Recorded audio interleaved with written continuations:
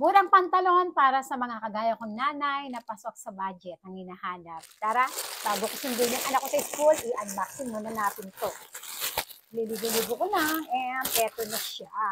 Oh my God, ang ganda. Mura lang tong mga Maricore, parang 100 plus, mga 200 ganun lang. Lagay ko sa yellow basket. Ang ganda. OMG, tingnan nyo naman. Ito yung likod niyan, and yung size ko pala is 32 kasi nga mataba ako. Ang ganda niya, grabe. Oh, Mars, tapos stretch siya. Hindi naman sobrang stretchable, pero nai-stretch siya, kaya okay lang kung ano yung size nyo. Kagaya ko, 32 ko, 32 talaga yung size na kinuha ko, pakatak sa inyo. 32. Ayan siya, mga Maricoy.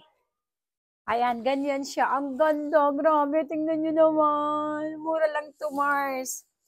Siyempre, ano pa? Sukat natin. Ito yung size 32 sa akin kasi nga mataba ako at ayan, ang ganda. Tapos yung puwet, halos mahubog niya talaga yung puwet ko. Parang nakaka-sexy siya tingnan. Ayan sa gilid. Ayan yung likod niya. Tingnan niyo naman itong puwet na to. Ang ganda, di ba? Ayan, ayan siya. Ayan. Tapos saktong-sakto lang to. Wala akong sinelas. Saktong-sakto lang. At ayan siya mga Maricoy. Ang ganda, Mars. Mga ko sa inyo.